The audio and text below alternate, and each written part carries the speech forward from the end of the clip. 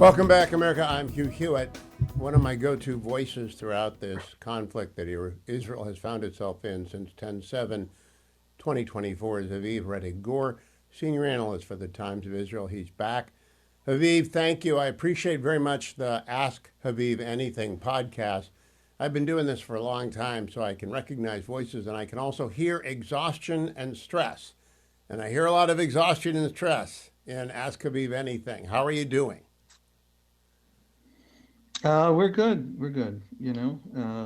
Could be worse.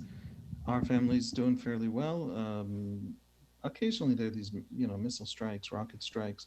The skies are closed. The planes aren't flying. So I was supposed to go on a speaking tour tomorrow. Luckily, I'm home. So you know, um, I say luckily, I mean that in all these complicated ways. But so everybody's lives are a little bit paused, and we're hoping for the best. And we have some heroes flying over the skies of a distant country that wants to kill us and taking care of business. Have you persuaded your 14-year-old son to get a move on and get to the shelter when the sirens go off, or is he still being a teenager? Yes, I'm very proud of him for being completely wrong on this issue.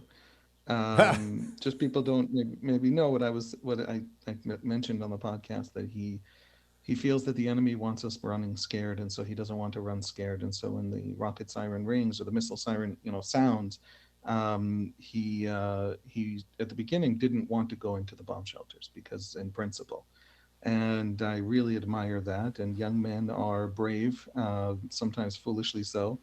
But what I told him was, people are risking their lives right now to make sure he's safe. So what he owes them is to make sure he's safe. So he has been very disciplined, and he himself also understood that he has three younger siblings, and they are following his example. So for them, he goes in. Yeah. So, Aviv, that got me thinking. What does he? Let's just use son as a metaphor for every youngster in Israel who's old enough to try. Well, who does he think Iran is, and why do they hate the Jews in Israel so much? He has a phone. He's 14, so he's the only kid I have with his own phone, and he's sees TikTok and YouTube and things like that. And he comes to me constantly and to his mother with questions, and that's one of the big questions. Why do they hate us so much? And when and what he hears on social media sometimes is that it's about the Gaza war, or it's about Palestinians, or it's about, and it's not, and he knows it's not, and he is both on English language social media and on Hebrew language social media, because he's basically bilingual, and he understands that it is extremely possible, and even I would say important, to really care and empathize with the situation of the Palestinians. But the Iranian regime has driven the deaths of hundreds of thousands of people and does not care about actual suffering of actual civilians in any conflict anywhere. This is about this radical ideology that animates and drives that regime and has turned it into the tyranny that it is.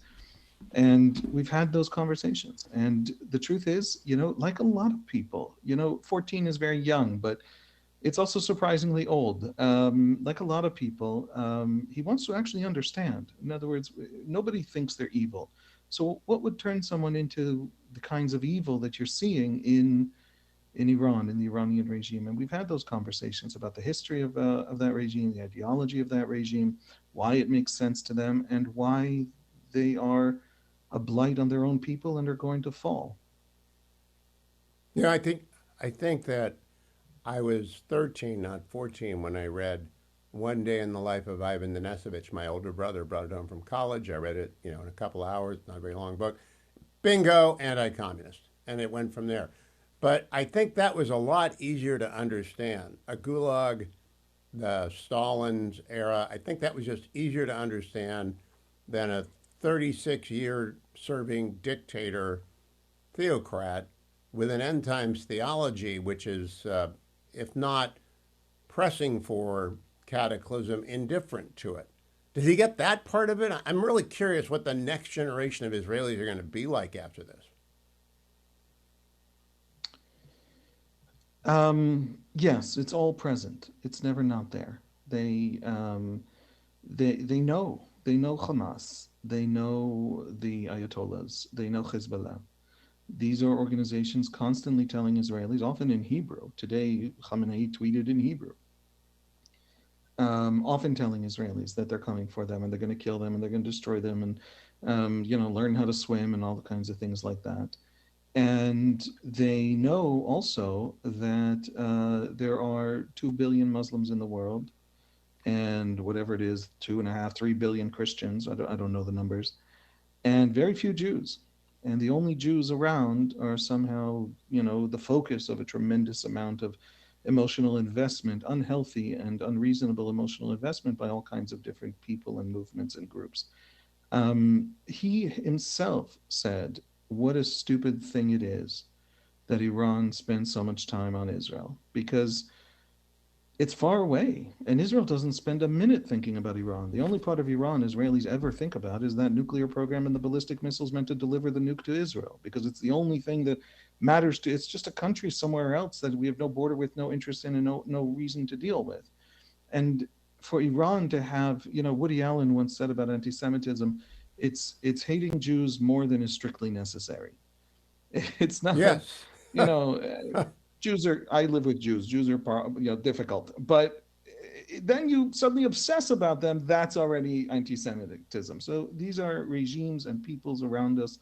There are these poles of anti-Semitism in places like Algeria, where 90% think the Jews control the world through the banking systems and things like that. These are the questions asked by pollsters over the decades.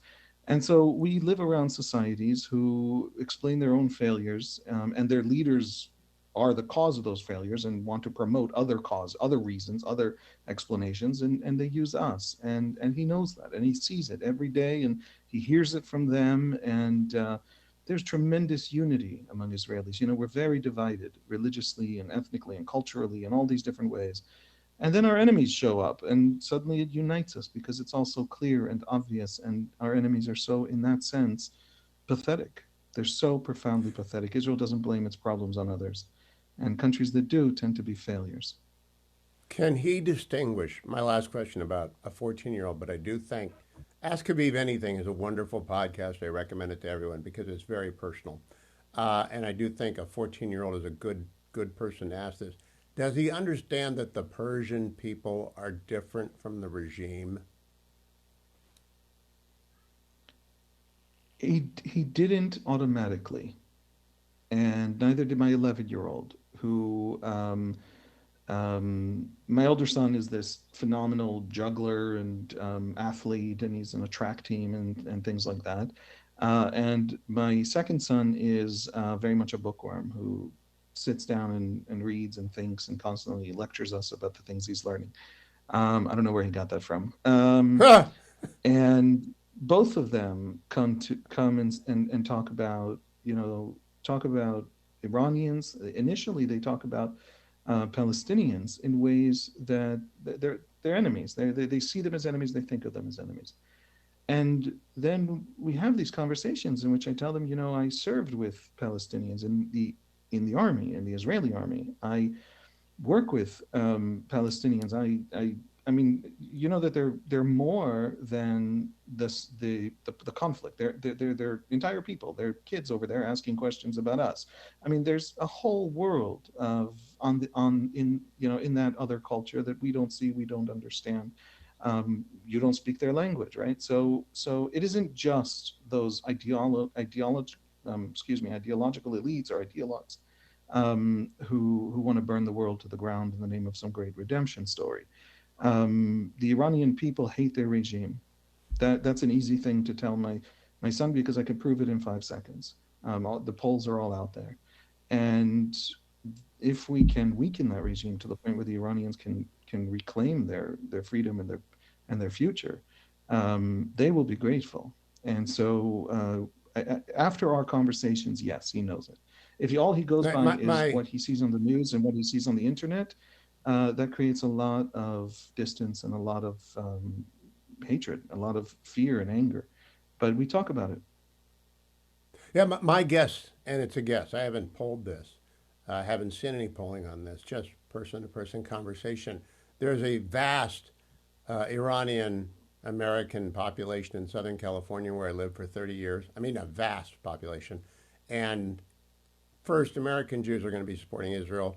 Zionist, pro-Zionist non-Jews are supporting Israel. And then I'll bet the happiest group in the world are the Persian diaspora, including those in America, who want this regime weakened and eventually replaced. I'm certain of that. Do you believe that?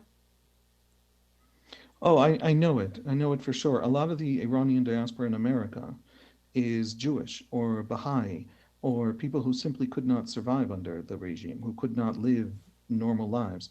A lot of elites, a lot of the smartest and wealthiest, and not wealthy, but you know what I mean, and most productive. In other words, just generations of Iranian mathematicians and scientists and extremely useful people to any country have been basically scooped up by the West, including by the United States, including by Silicon Valley. And so America has a lot of Iranians, Persians, a lot of Iranian cultures and minorities, and also some of the Iranians that Iran really could use if it wasn't such a mismanaged, oppressive regime. Absolutely, they So, very Haviv, much before you were want this to. born, I They want think, this to end I think, with, yeah.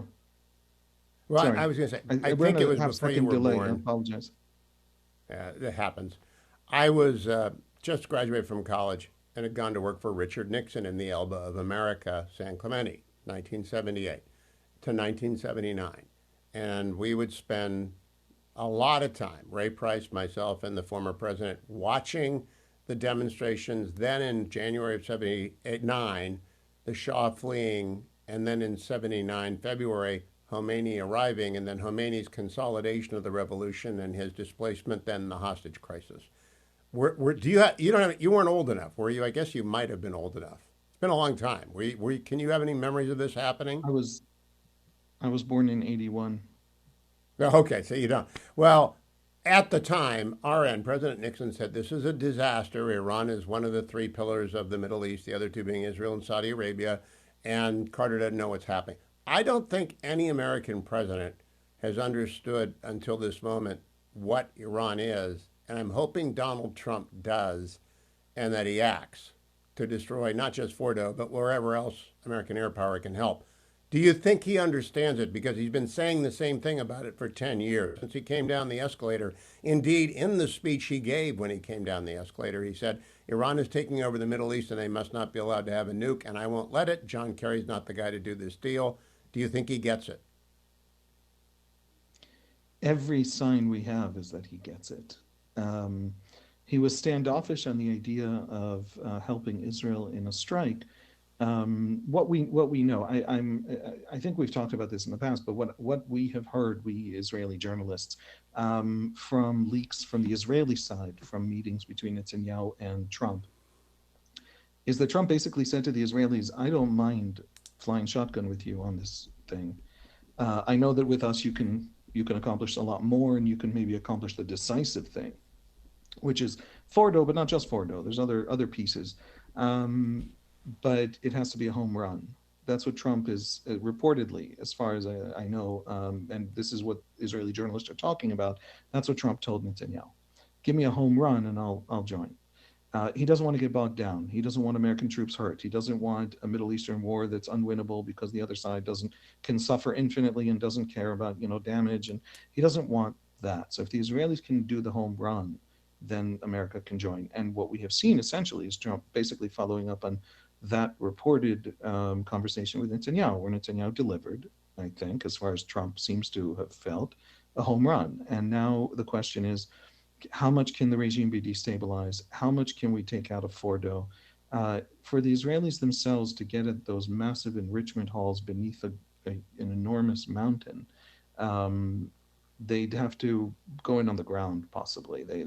We don't know what tricks the Mossad has up its sleeve, but it would be an enormous undertaking, which America could do from the skies after the Israelis have now cleared Iran's skies. They're some of the safest places for the Israeli Air Force to fly right now is the Iranian airspace.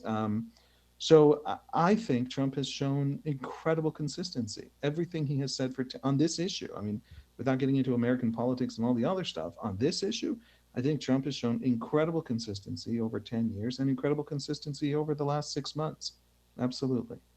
And I So think he now thinks the Israelis delivered. he did. I mean, he has to, only because he watches and he listens and he's briefed by people. I want to say for the audience sake, I understand it is slightly absurd to use World War II analogies, but it's the language which is common to the world, at least that world which is historically literate. So I'm going to use three right now. It seems to me that Israel is coming to the end of its own battle of Britain, which was savage and terrible. I just got back from the United Kingdom. Savage and terrible, but they endured it, and then they went on to triumph, and that Israel's close to being done with its own battle of Britain when the rockets stop falling, especially the ballistic missiles. But that after the Battle of Britain, there were still, after a lull, there was the Battle of the Bulge, there were the V1s and the V2s, and everyone thought the homeland was safe and that the armies were marching, and then it turned out the Reich had some secret punches to deliver. Do you have that awareness front of mind, Haviv? Oh, absolutely. Every single Israeli, every time an Israeli says, "Wow, we really knocked them, knocked them down," they then follow up with the caveat.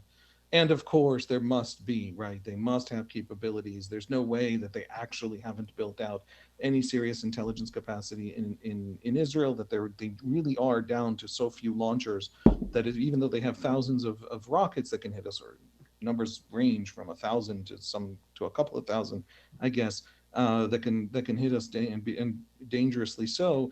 They don't have enough launchers to make it any kind of massive assault at once, and a lot of the launchers get taken out very quickly by the Israeli Air Force and all of that. So we know we have done an extraordinary job. I use we because I'm just going to decide to partake in this immense success story. But those unbelievably competent Israelis in the IDF and in the Mossad have done this absolutely astonishing job that has rewritten the rules of warfare. I mean, there's a level of coordination between the Air Force and the Mossad. There's this fighting a war 2,000 kilometers away when you don't have planes that can fly 2,000 kilometers away. There's all of this unbelievable problems that have been overcome.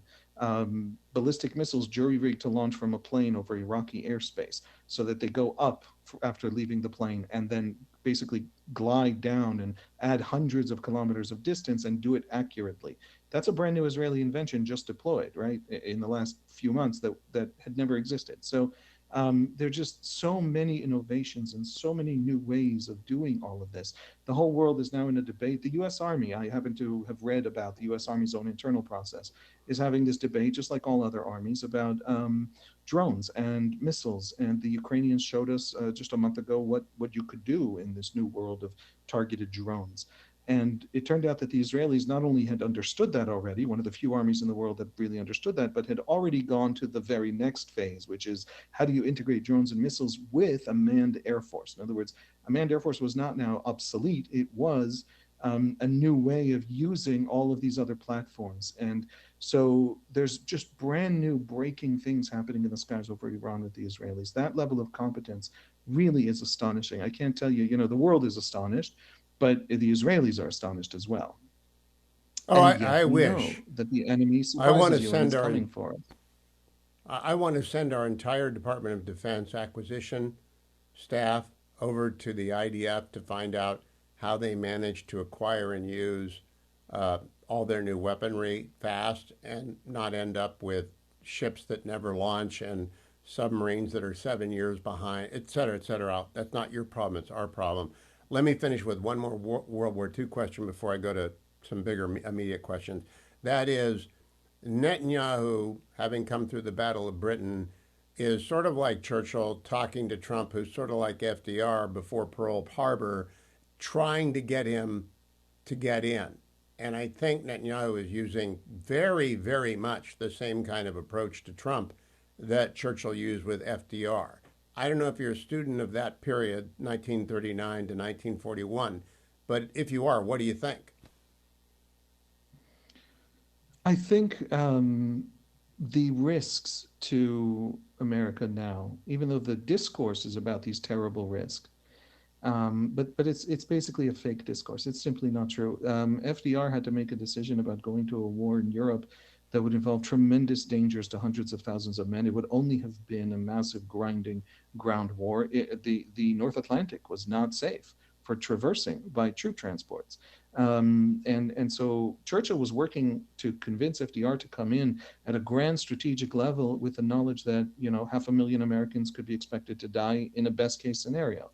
And that is not what's going on now. And so the relationship between Netanyahu and Trump, the ask in a sense structurally is the same ask, but America would have to do something very, very small for America. For Israel, it would be an enormous thing, but there's a slight gap in scale between America and Israel. So this small thing for America would be a tremendous boon to Israel.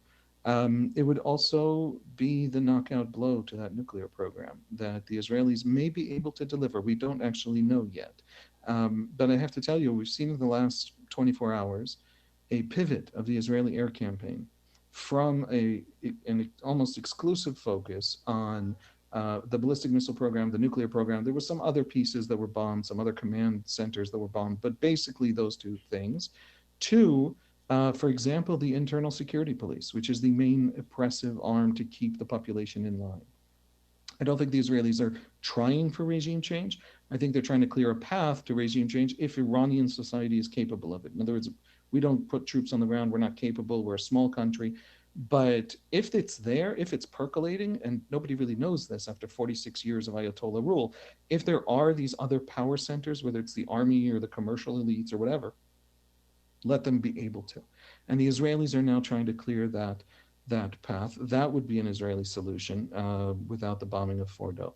But America That makes it that all is news to easier me, and Haviv. So would faster. you expand? Are they bombing the Basij, the sort of shock troops of the revolution? Whenever Iranians have taken to the street, the Basij show up and shoot them and kill them and beat them. Is that who they're bombing? They have targeted the Basij in some places, but there's also some overlap. I don't know enough details, but they're targeting the Internal Security Ministry, which is the coordinating, cabinet Yes. level body that does it. And that's new. And not only is that new, the defense minister of Israel put out a statement announcing that specific thing. I think it's only his third statement in 5 days. He put out a statement announcing the targeting of the internal security ministry. He wants Iranians to be aware that that is happening earlier today. So it is a pivot. It is an Israeli expansion with some specific goals. And I do think that Israel's still waiting to hear from America, because an American attack on Fordo would be much, much simpler and faster. I'll say one other thing. The Israeli Air Force has said publicly that it has 2 more weeks of operations. Now, why would you say that? I think that you would say that because you're trying to project that the knockout blow is coming. I think you would say that because you're trying to project to the Iranians, to the Iranian people, to the Iranian regime, and you're trying to project to the Americans that this is not a grinding forever war, which of course it can't be anyway. We can't fly over Iranian airspace forever. It's expensive and extremely difficult. So so I think the Israelis are still hoping America comes in. If it doesn't come in, we're going to find out whatever the Mossad has up its sleeve for Fordo. Everything they've planned until now is not all that valuable. All of these miracles that they've managed to pull off, if they don't have something for Fordo. So we know that someone's been spending 10 years thinking about nothing else in those incredibly talented ranks of the Mossad. Do you have an explanation why Karg Island has not been blown up, Haviv? No, I don't. I don't know about any of that. There are questions of the Army has started to target, the Air Force has started to target. This is, I think, 3 days ago, pieces of the energy sector and some of the pieces of the energy sector that are owned by the IRGC, that are the main source of foreign currency into the Revolutionary Guard Corps. But not the energy sector as a whole. And some questions about which parts are targeted and which parts aren't have to do with the Qataris owning part of it. And do the Israelis want to push the Qataris away at this moment when they need them still for hostages in Gaza? And there's a lot of speculation about the target banks. I don't have anything smart to say about it. These are things that I think Okay. Okay. is really just I speculation. think you will have something smart to say about this. Kareem Sajapur was Dan Senor's guest this morning. Kareem's with the Carnegie Endowment of Peace. He's been a guest of mine before. I think he knows just about as much about Iran as anyone in the United States. He said there's zero chance that the Ayatollah Khamenei at the age of 86 will change anything about anything he thinks. And even though below him, it's switched from 80% true believers, 20% corrupt hangers-on charlatans. Now it's 20% true believers and 80% corrupt hanging-on charlatans. It's still not going to change for long as Ayatollah Khamenei is in charge because he's 86 years old and he's not really going to change. Do you have any vision for what happens, best case and worst case, in Iran vis-a-vis the nuclear program and the ballistic missile program, and crucially the proxies? I think, look, I'll put it really simply. The Israelis are different. October 7 changed them. After October 7, Israel's threat tolerance is down to right around zero, because we no longer trust our assessment of the enemy. We don't ever trust any Israeli who comes and says, oh, Hamas is deterred, because they were not deterred, and we had banked on them being deterred. It was fundamental to our strategy, and it exploded catastrophically in our faces. And thus we then assumed that Hezbollah also was not deterred by anything we could do to Lebanon, to Hezbollah. And so we had to take them out, and we assume now that Iran is not deterred and will actually detonate a tactical nuke in the field if it wants to, or hand a chemical warhead to Hamas down the road. If there's nothing in this regime, we no longer believe that we have the capability to genuinely assess the other side's psychology. So I call that intellectual humility. But what it does is it makes us absolutely dangerous. Everything happening over Iran right now, and this is really worth knowing, it won't end. It won't ever end if Iran doesn't change. This will happen again and again, and there'll be an arms race in which they'll try and figure out ways to knock down our planes, and our planes will continue to bomb. And as long as they're building those capabilities, the Israelis are willing to meet them. We genuinely believe that our enemies have genuinely, look, I'll put it really simple. Iran has spent hundreds of billions of dollars on proxies whose job was to destroy us. It doesn't have hundreds of billions of dollars. It is a deeply mismanaged country whose population lives in destitution. But it nevertheless spent them, some double-digit percentage of its GDP, on the destruction of us, strictly for ideological religious reasons. There's no other reason that it's a valuable, worthwhile thing for this regime to have engaged in for 46 years.